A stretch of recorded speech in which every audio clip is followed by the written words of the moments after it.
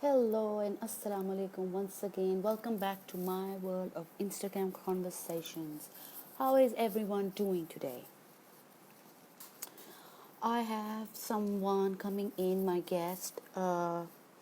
She wants to talk about divorce from her perspective. She is a Muslim, so she's gonna speak about her journey on how she got a divorce, which is called a khula, and she's going to highlight her issues, her struggles, and yeah. So that is what we are going to be talking about today. I'm just waiting for her to come on board, and we will take our conversation from there. How is everyone? I hope you guys did enjoy my conversation yesterday, my live stream yesterday. I think it was very informative, and we got to learn and address a lot of issues, especially in the Paki world. Um, so I am just waiting for her to come online. Actually, she is online. I'm just waiting for her to join the stream, and we shall take it from there. And I think it's going to be a really interesting topic because these kinds of issues need to be addressed and spoken upon so that it kind of brings a sense of awareness and helps other people who are in the same situation. And let's wait. We are all set. Just waiting for her to come in. Did you guys enjoy my yesterday's session? Let me know. She's in the house, guys, and we are just gonna connect with her. I think yesterday's stream was phenomenal. Touch on a lot of topics, and we are just connecting with our guest, and we take it from there. And we have her. Assalamu alaikum. Walaikum assalam. How are you? Good. How about yourself? Yeah, Alhamdulillah, I'm fine, thank you. Thank you for having me today. I'm so excited. Okay, guys, before we carry on, she wants to keep her identity hidden, and we're going to respect that. The whole point is that she's come on board, she's brave enough, she wants to share her story so that she can enlighten others, and that is what matters. I want you to first just do a little introduction about yourself to the audience. Yeah, that's fine. So Assalamu everyone and hello. Um, yeah, so I have kept myself anonymous. So in terms of my name, I don't mind sharing my age, but everything else I just would prefer to keep private. So yeah, I'm 29 years old, and I basically got married in 2017. So I'm from the UK, and the reason I basically began this page is because unfortunately I went through a toxic marriage, which unfortunately didn't last very long. However, I realized like what I went through whilst I was obviously going through the breakup, and Mm-hmm. obviously applying for the Hulla because my husband refused to divorced me was a real struggle, especially. And I obviously I'm from the UK, but the amount of ladies that message me sort of around the world asking for advice on the Hulla, what is the Hulla, what right do we have, how do I apply for it, and these kind of questions. So this is the reason I decided to set up my page, to be able to help and support women that are going through the same thing. So I don't know if Mm-hmm. that's, I mean, my story is very long. I don't know how much you can ask me questions. Feel free to do so, but Yeah, that's just a yes. little bit. Yes, it's. I think you're doing a wonderful job when you go through something and you feel that there is a need Yeah, to spread awareness. I think you're just doing the right thing. And so tell me, you said that you were in a toxic marriage. Yes. Just elaborate a little bit on that.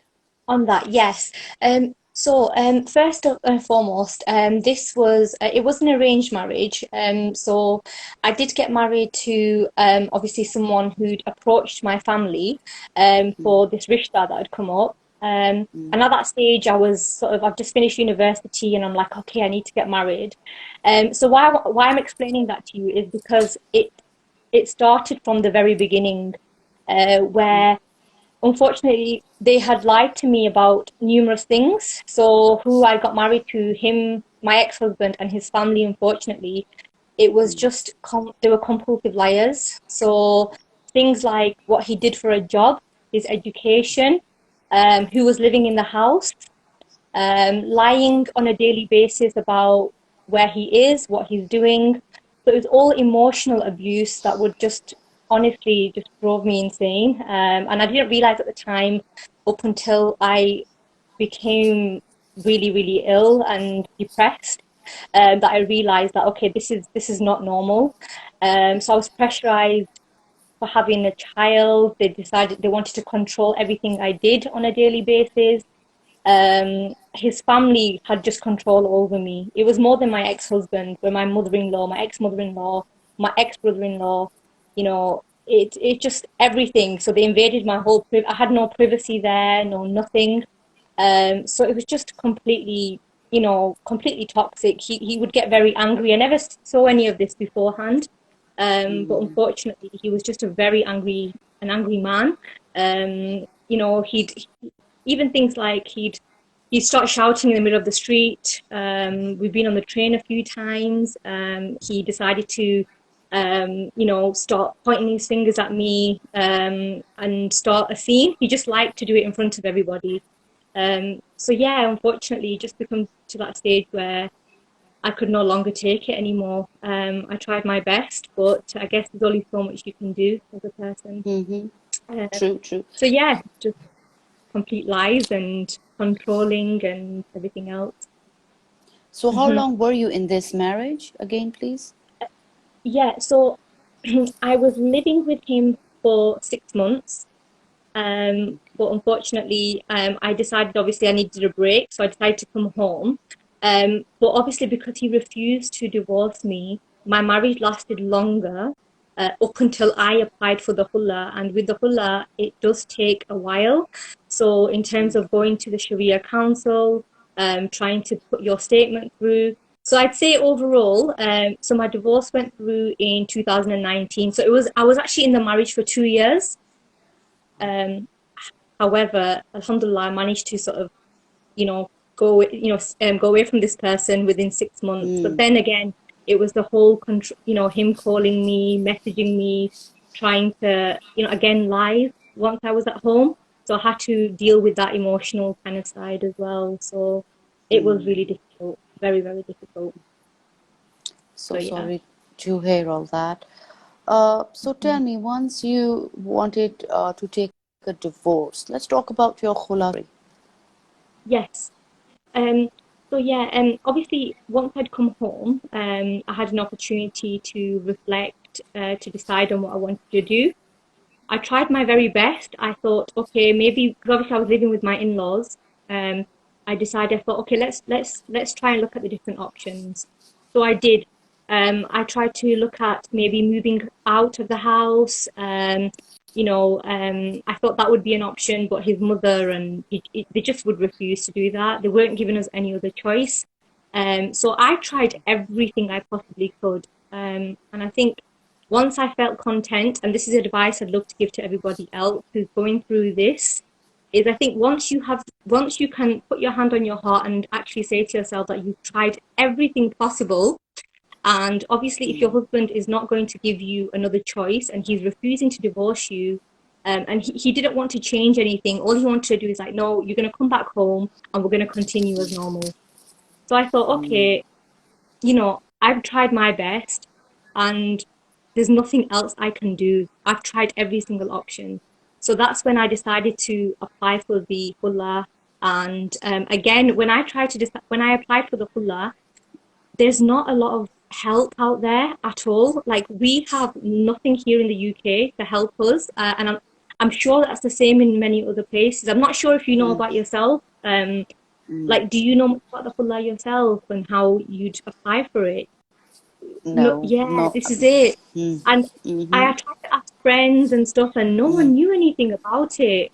So it's mm, unfortunate that a lot of women don't know the rights, even from an Islamic perspective, as well as, mm, being able to like bro- a lot of people don't even know that as a Muslim woman, mm, we have this option for applying for a divorce. We can mm, sort of ask for that. It's not necessarily your husband that has to sort of um, take ownership of a divorce. mm. So yeah, I did all my research myself as well because obviously we have to pay for this.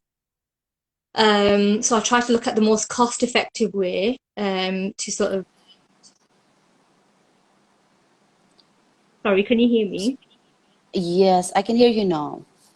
Oh, okay. Sorry, I don't know which point it cut off.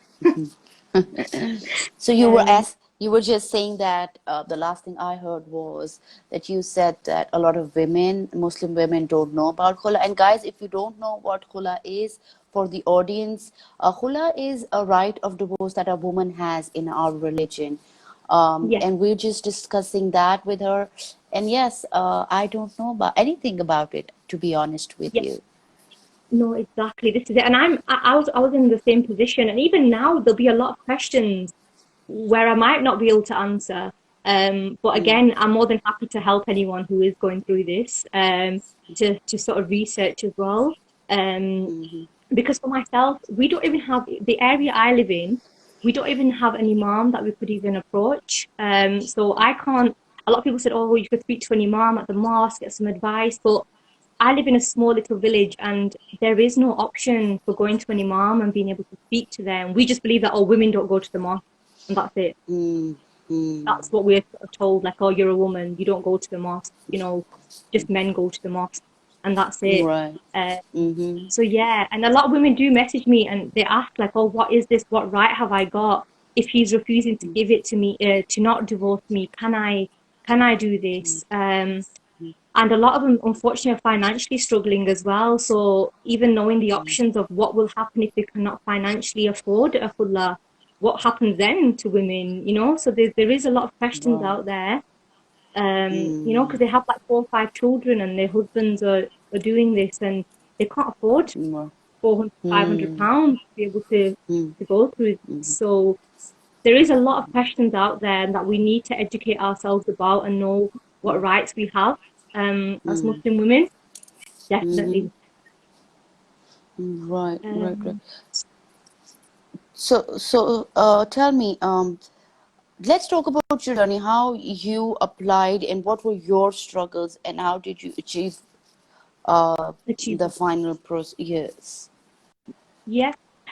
So I think the best way forward, and what I personally did, was that I obviously do your research. That's what the one thing I can definitely advise everybody is Mm, do your research, know what your rights are, and because there's so many different things that it's not just, oh yeah, a Muslim woman applies for a khullah and yep, they'll listen to your story and that's it. Okay, there's so much more to it. So mm, yeah, I did my research. I found the most cost-effective place. I think I would always advise anyone to apply somewhere. So go to a Sharia council that is close to your home, because mm-hmm. sometimes they invite you to go and for a meeting. Your husband or your ex-husband, depending on your situation, will need to be present as well. So obviously, make sure it's not too far away. Um, and so I obviously applied for one that's not too far away from me. And and yeah, and then I got the procedure going. So I made my payment first of all because that's what they like to sort of. That's the first thing, unfortunately, Okay. but it just has to be done. Um, Mm, make sure you've got your statement ready. Write down everything you possibly can. So I had to write a statement out. Once that was sent, what happens is the imam goes through the statement, reads your story, and then and then what happens is your statement is sent to your husband. So it's really, really nerve-wracking because I didn't make my ex-husband aware that I was going to do this. So they get a letter sent to them saying, okay, this is what you've done wrong.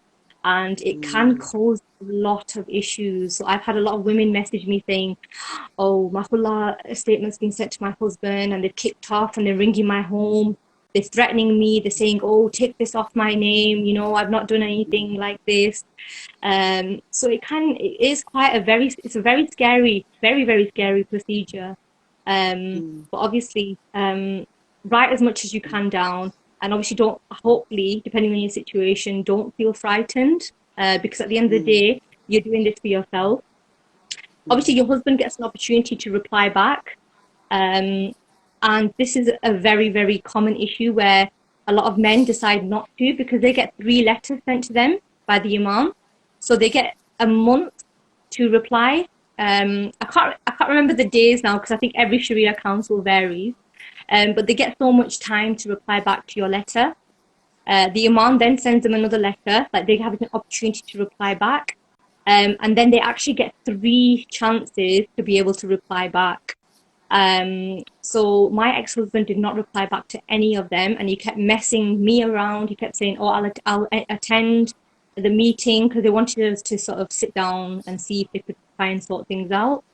I think a lot scared about this as well because what happens is the first thing they ask you is, "Are you willing to reconcile? Like, are you?" Sorry, I'm just That's all waiting right. for Don't worry someone about it. to. Yeah.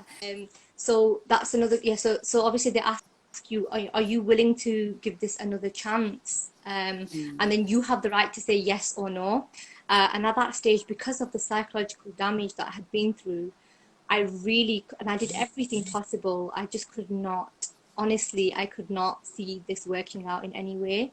So obviously, if any of you do go through the Hullah and you feel like, okay, maybe we could get some counseling or, the Imam could talk to us and sit us down and we could, then obviously feel free to do that. But I personally said no, I wasn't willing to sort, because obviously he wasn't willing to sort anything out or to fix anything. So yeah, I decided, and then after the 3rd letter, the Imam spoke to me and said, look, he's not bothered. He's not tried to do anything. He just wants you to be sort of stuck in a position where you can't sort of, because that's the thing. There's nothing else you can do. You've applied for the Khullah. Your husband's not responding. You've told the Imam what's going on, and that's it. So the only problem is it can take a long time, and so mine was 6 months. However, if you are registered, so if you've married by law, so for me, I only had my nikah. So alhamdulillah, it was a bit easier for me. But if you have been married by obviously the law, so a lot of times the procedure can take a lot longer because you have to get your divorce through by. So obviously in the UK, if you're married, like you've had your civil ceremony, you have to sort that divorce out before you can apply for your Hullah. So unfortunately, that can take a very, very long time. Yeah, and also if there's kids involved as well, it can be a lot more complicated. So there is plus side for myself was the fact that I was in a bit of an easier position because I didn't have any children. But it still took 6 months to sort of go through. So just a rough idea of how long this procedure can take. Right, So right. yeah. My personal, and I can be totally wrong on that. My personal thing is because I can't really talk from a man's point of view because I'm not a man. Of But course. but I feel that when a woman files for a divorce or khula, whatever you want to call it, she's actually tried everything. That's why she's there. So there's no like, I don't think that, I think the imam, because they're mostly male, should understand that when a woman is coming, actually, she's actually done. She's tried everything. And Yes. this was like, that's it. So I feel very frustrated when somebody, comes up. Generally, I'm just saying in our society or culture and says, I'm done. I want a divorce, whether it's 6 months, whether it's 6 years or whatever. And Yeah. they're like, oh, reflect on it, think about it. Maybe you're just angry right now, and Yes. you're not thinking. And I think women mostly, and I can be wrong, Yes. but I feel that way, that women usually really think before they get to that point, Yeah. like, okay, this marriage is not going to work, so I need a divorce. So when she actually comes up to her family or her friends or whatever, her support Yeah. system, and she says, I'm done, I want a divorce, she is actually done, and she's trying to say, Yeah. I tried to I've my tried. best ability, whether it was 6 months, whether it was 3 months, whether it was whatever the frame, a time frame is. Yeah. And there is no, I don't think so really. Even if you say no, try get some counseling, I think that just delays the process and really doesn't help you, because you're already It really damaged. doesn't. And because Exactly. you're going for counseling because either you're under pressure, or maybe you have a little bit hope the person will change. Because if you had that hope, you would have talked about it before having the divorce, that listen, let's have counseling and see where it goes, whether it works Yes. for us or not. So I feel that Exactly. way for women. And you're in UK, and I'm talking from Pakistan. I think it's Yeah. even harder over here, because Really. of how this Yeah. society is, and how it's male dominant, and how the way they approach your religion to control women and stuff. So I think is I've not heard of it, honestly, to be like be a woman getting a hula and all that from anybody. So I can't really talk about that. But I Mm. feel that it is hard over here because men get It's away just so easily. Yeah. exactly. 100%. So, Do you know something? mm, Believe it or not, it is actually the same here in the UK. You'll be so surprised with living in such a sort of, like, you think, oh, it's the UK, people are a little bit more open-minded, right. women Mm, have a little bit more freedom. However, I think it's still looked down upon, which is unfortunate. Even being a divorcee in itself, which I'm sure a lot of women would probably agree on, unfortunately, is is still an issue. It is still a massive, massive issue within our community. I mean, I've had loads and loads and loads of Muslim sisters as well message me saying, oh, they're looking for getting married, they don't have children. However, because of the fact that they are divorced, that men are actually rejecting them. Families of these potential men out there are saying, nope, we're not going to accept a girl that's been divorced. And these are open-minded people that you'd mm, think are mm, open-minded. mm, And it still is an issue here. And unfortunately, I think a lot of women that have children, I think they find it, and it shouldn't be an issue. mm, However, they find it even harder really to deal with. So it's very, very unfortunate that it still exists mm. in many, many places. I think probably nationally, it's just an issue where a Muslim woman is a divorcee and they just look down upon Yeah. society. So yeah, again, hula, I did not know about the hula myself, so I can Mm, definitely agree with you there, where I did not. I know about it now and I hear about it now, I think because I know what it is. But beforehand, mm, I had no idea. I just knew, like, oh, there's a way for a woman to be able to apply. We have a right to apply for a divorce. I didn't know what it was called. I didn't know how it worked. I didn't know nothing about it. So yeah, unfortunately, it still is an issue, which I really think this is why I want to sort of, it'd be so good to sort of educate families, mm, educate Muslim people to be able to say, like, we have a right to mm, do this. Divorces do happen. They should not be looked mm, down upon. But mm. I suppose that's just the way it is at Right. the moment, unfortunately. I could say that when I got married, I do remember that you had that Nakah Nama, that paper, and my Yeah.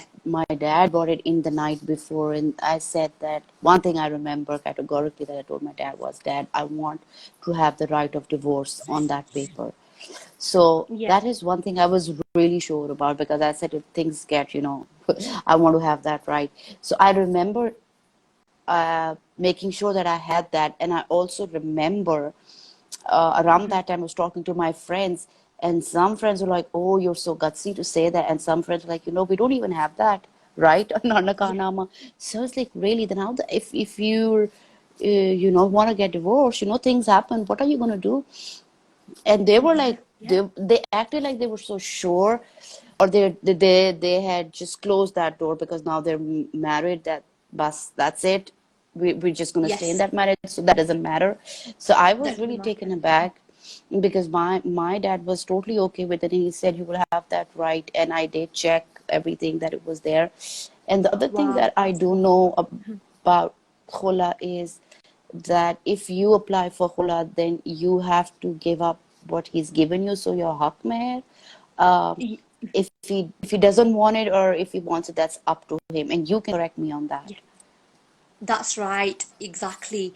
Yes. So, in my position, he didn't ask for that back. However, they would look at circumstances. So I was separate. So what they tend to do, is obviously it depends on everybody's individual circumstance. And I know if you have children Mm-hmm. and stuff, the imam can argue and say, look, you're not giving her any money.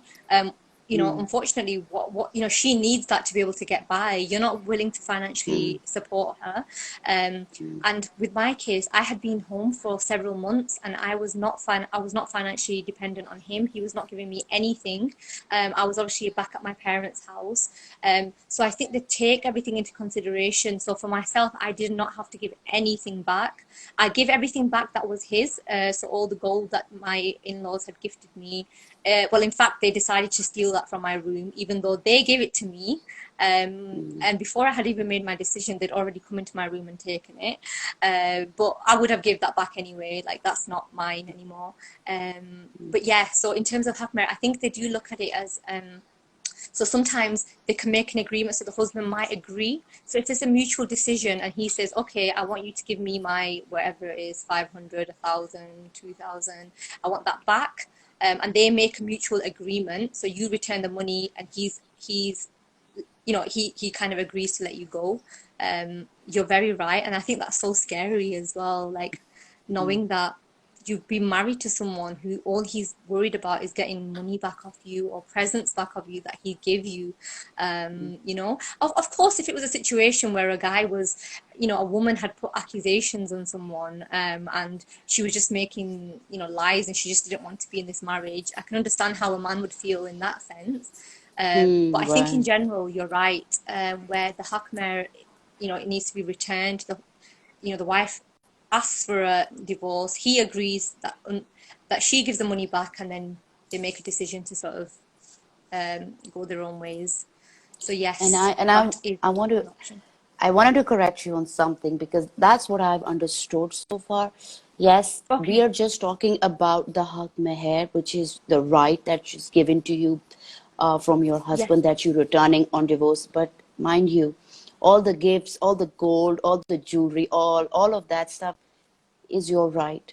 So they can't take it Yeah. back. Hard luck. So 100%. basically, you're not supposed to give it back, and they can say whatever they want to. In any case, if you and I are friends, let's say we had a fight, do I come and tell you, come on, give me back my gifts, all the gifts I gave you? 100%. Yes. So right. You're right. So when you married, the gold was given to you, was a security for you. You didn't just want the gold and be out of the marriage. So if it didn't Exactly. work out, they should have not stolen from you. So they're basically thieves, and Yeah. and you were not supposed to feel guilty that I'm holding on to this stuff, because that was your right. It was given to you out of love, No, while you you're were right. binding in that relationship. So yes, I understand that you give that right back to your husband if he wants to take it, yeah, if he doesn't want to, or whatever that scenario is. But Yeah. other than that, other things that he's given you or the family's given you, no, it's yours. and I and know and you're and right. and then the other thing is, whatever a woman inherits, whether it's from her dad or husband or whatever, it's only hers. So she could just take a match and burn it off. She Yes. has, she doesn't need to, she's not answerable to her kids, that her kids cannot come and say, give it to us. It's hers. It's her security till she dies. And Yeah. that's how the religion kind of uh, protects a woman. So let's say a Yeah. woman was in her 50s or 60s and all her kids are married and all settled and Yeah. all, and things are not getting along with her husband, she wants a divorce. That is where that security comes uh, in action for her protection. So, Yes. we don't have that right to ask our moms, oh, you have that jewelry, give it to me. The jewelry Give it she back to got me. on Yes. her wedding from her parents and her husband is for her to keep. When the kids are getting married, it's the kids' father's duty to provide them To with provide new for them. stuff. It's not that the mother is just passing on her jewelry. That's supposed to be her Yes, security for life. of So we course. have that very misconception about, oh, We do. women are not given proper protection. They are given proper protection, but we don't follow that. That is why women are. There's so many marriages out there that women have no choice. They're in that marriage because Yes, they have nothing. Where are they going to go? Either the parents won't take them back, or the parents are not in this. Where is she going to go? So that is the whole exactly. point. That is her security. So this is something I wanted to say since you were talking about it, that Yeah, no, I it's a really think good people point. Very need. good point. Yeah, yeah. Hmm. And it's shocking that that you said that UK it's the same problem. I lived in US for 7 years, and Right. I had a Muslim community, and mostly, of course, since I'm from Pakistan, Yes. my community over there was Pakistani. But you see, I was not just sticking to the Pakistani community. So I was Hmm. mingling with all other, I was very diverse. So I had a lot of diverse Yes. friends, okay? The Yes. problem with most Pakistani communities or Muslim communities, I would say, that when they're living abroad, they just restrict themselves to their communities. So all the Pakistanis Yeah. Muslims have one community, all the Saudi Muslims have one community, or the Irani, and so on and so forth. So they're not really mingling, or they don't have much No. diversity, and that's where the Yeah. problem is. Why did you move? Then why did you move if you were so insecure about how your kids are going to be or whatever? Then why did you take your kids there in the first place? Yeah. So you need to let 100%. them be exposed. You're making them like really off balance, Yes. like they're there and they're not there and they're just stuck. I think that's very Yeah. confusing for the kids. And I It felt that is because they very weren't. confusing. And I would meet these women, and they're there for 20 years. You don't, you don't know anybody outside your community. No. Sometimes, my husband has an office dinner, formal dinner, or office dinner, or yearly dinner. We go there, and that's it. And I We said, go really, there. 20 years you've been in this country, and that's Wow. it. And they say, yeah, that's it, and we're happy. And it's going on. The kids are growing up like that, and or they're forced to grow up like that. So I thought that's very toxic. I'm sorry, I'm using that word, No, but not it is. 100%. I agree. Definitely agree with you there. Yeah, have to say, you're right. It is an ongoing issue, and I think you could probably argue and say the things about the living in the UK as well with things like that. How we have families that are sort of so strict on their, especially daughters. I'm going to say, I'm going to be honest. I mean, like I said, I come from a really small sort of, I don't live in a city. And especially, I think Hmm, the cities have become a little bit more sort of open-minded and sort of, but you still get that here in the UK where they are not mingling in with other sort of ethnicities, other religions, other people, and they just, and obviously I'm Pakistani myself, so being a okay. British Pakistani, the what we have to face on a daily basis and trying to balance culture, religion, it's so difficult. But a lot of time it is parents who are restricting their kids, and they still have that mentality. Honestly, it does make you think. But yeah, have to agree with you there. So what do you think? Have you ever asked parents and stuff that, or do kids actually question their parents? Why did you bring us here? If this was Do you know what? this was going to happen? It's true, honestly, and I think sometimes I do think like with my parents. See, for me, I'm third generation, so my mum and dad are born in the UK as well. However, my Okay. dad spent a lot of time in Pakistan, so Okay. his mentality is like more sort of from. I'm not saying that if you're from Pakistan, your mentality is no, nothing like that. But obviously, he's very traditional. He likes his his more very strong sort of beliefs in things. If he thinks something is right, that's it. There's no sort of arguing with that, Yes, which that's is fine. typical. But then I think Hmm. sometimes they fail to forget that, yeah, we are born in the UK. this doesn't exist here anymore. So I know this is not related to the topic that we are currently discussing, but for example, like caste issues, um, that still exists here in the UK, where people look at families according to their caste. They will only get married to someone in the same caste. We are born here in like, for example, like being from the UK, why is that even relevant now? You know, I understand, okay, being Muslim, yes, you know, marry a Muslim, I understand that. But then, you know, I don't understand how even so they look at Pakistani. It's not just like, oh yeah, she's married a Pakistani.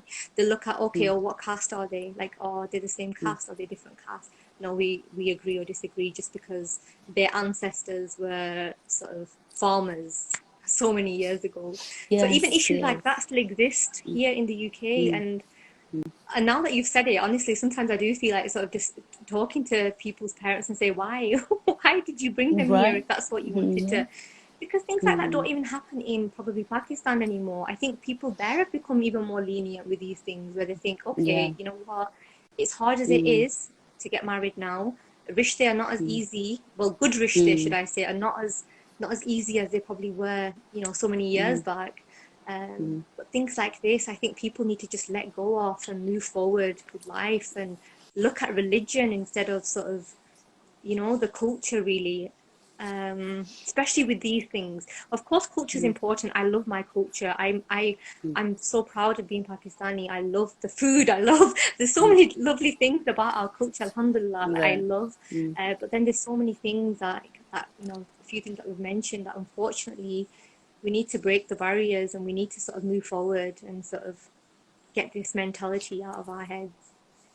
Yes, and you So see, the yeah, thing is, uh, and it's got nothing to do with religion. Religion actually promotes you to marry into different cultures. You see, when thank you. you marry into a different culture, you learn so much. And I learned so much. I learned an Irani Muslim culture, a Turkish Muslim culture, and generally, people of different faith also, they had so many good things to offer you that you could learn from. So I learned Of so much, course. so I could then you just live in a bubble, and that bubble just kind of makes you more rigid as you grow up, and you're not really, I don't think you're growing personally when you're doing that to yourself, because Yes, then it's just I think it's just that I think that I would call it that you're not living in reality, because that's the yes, protection thing that you're just living in. So I just think it's very unhealthy, and I it is. think that different, as long as they're Muslims, marriages should be It should, allowed, and it even should if be. they're not Muslim, maybe they can convert them into Muslims, and that Yeah, option should be given, and it's it should awesome. be. Why not? Exactly, Uh, and you're doing a good deed. You've done something that is sort of, it's a good deed that you're doing. So why, I don't understand, why refuse something like that? Why be against something like that when it's good to do something, to for someone to, to sort of introduce someone to Islam. I mean, how amazing. You're completing half your deen, and somebody else has sort of, you've introduced someone to your religion. How amazing is that? But like you said, unfortunately, we're and quite you see, narrow-minded. that's Like a why lot of people are narrow-minded. we can't spread the message of God, because we just like living in that bubble. If we were to like Yeah, open up and mingle and let that thing happen, I think we would attract more people towards us, because our religion is so beautiful, yes. and because we're restricting it, it's just unfortunate. So I want you to highlight uh, things regarding khula that you want people to know. Yes. So I think, just wrapping this up, I think, um, obviously know what yeah, obviously, first of all, know your rights. This is obviously something Mm-hmm. that we are able to do as Muslim women. We have that Mm-hmm. right. And I think that's the most important thing is we have a right to be able to, if we are not happy, if we are suffering, we have the right to end a marriage, okay? So we don't have to rely on a man to be able to tell us that this marriage has come to an end, or it's their right to say when they want to be done with it, okay? And obviously Mm-hmm. another thing is do not suffer. And I think that's another thing. Like, you do not have to suffer just for the sake of, whatever the reason may be, for your family, for the fact that you don't have a right, because you have every right. And obviously other things which I've probably just mentioned before is, know whoever you choose to kind of go through the hulla with, know what they want from you, what they're expecting, their fees. If you can talk to someone about this, do they offer counselling services? So things like that, make sure that you're aware of that. Make sure you're able to travel there and back, because you might have to go down for a meeting. And obviously have, if you can, a friend or a family member who's able to attend that with you, or to be able to support you through the procedure. And obviously, do your research. I couldn't express that enough. And know what rights that you have. And I think that's the advice I could give in terms of the hulla itself. Yeah. Right, well said. Guys, I think I would like to add on this for those people who are married and do not know anything about it. Do your research. I mean, you don't know where you're going to be standing in 10 years, and you're just doing your Yes. research, do your homework. I think connect with your masjid, connect with the head of the masjid, and just ask him, because I think it's important to know what your imam is thinking and where your stand is going to be for you or your daughter in the future. Know that. Yes. And for people who are single, educate yourself, know what your rights are before you're getting in the marriage. I think it's 100%. 2020 and we need to embrace it, and girls don't need to be like, my dad said and I'm getting married. No, Exactly. No. look it up, do your research, and say I want the right Research. of divorce in my paper. And whatever Yeah. other things that are important, you should know about those. That would give you that better understanding. Because I think women, some girls, even in UK, I would say that some girls are like, okay, there's a proposal and it's all arranged and my dad will take care of it, so they just automatically think Yeah. that. No, Yeah. you as an individual have that responsibility towards yourself. Yes. Open up, you got 100%. a phone, open up, do your search, know your rights Yes. before you getting married, and make sure you have those before you step into a marriage. That does not mean that you want a divorce. That just means that you're making yourself secure enough before you, and then that makes you more smarter. Because I don't think so we should be living in that kind of world that, oh no, I can't have a right of divorce on my paper. What will my dad say, or what will my in-laws say? That doesn't Say, matter. yeah, what the people You say. Yeah. Yeah, you have to be realistic. I think most of the time we are not realistic, and I think I need to emphasize that more. Be realistic. We're not, or I'm not saying, she's not saying that you're going to have a divorce, but the be practical that you need those things in hand.